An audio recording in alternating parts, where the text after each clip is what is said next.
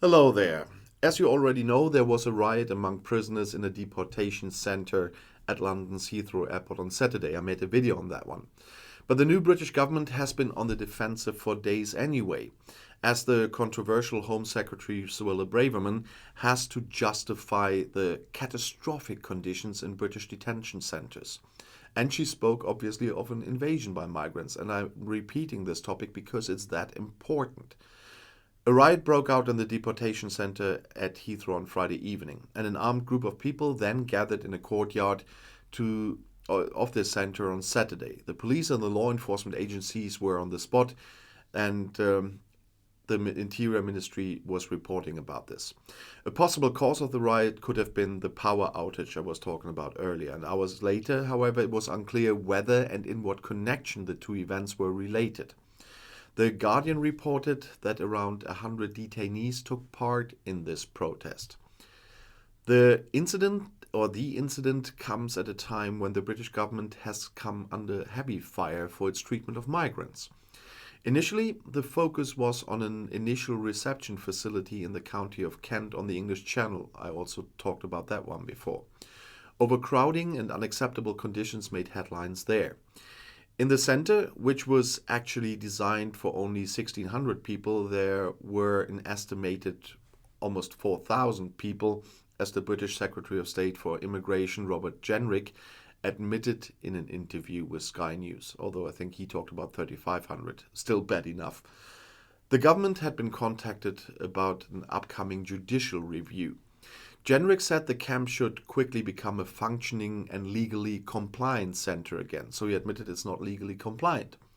And according to media reports, a young girl threw a letter in a bottle over the fence saying that pregnant women and the sick in the camp urgently needed help. You have to imagine a situation like that. There was also a stir outside the camp because, according to a report by The Guardian, around a dozen asylum seekers who were to be resettled in new accommodation were left on their own devices on Tuesday evening at London Victoria Station without information, supplies or a new address, not on their devices, just on their own. Since taking office under Prime Minister Rishi Sunak, Interior Minister Braverman has had to defend herself almost constantly. First, she was accused of various breaches of the ministerial security rules. Sunak stood by her and spoke of a second chance because Braverman admitted her mistake. And now she is under pressure because of the asylum policy originally emanating from the previous governments she was a part of, though. Braverman, however, is considered a hardliner on asylum issues and spoke of an invasion on the southern coast of Great Britain. She was accused of inciting hatred, and rightly so, as I say.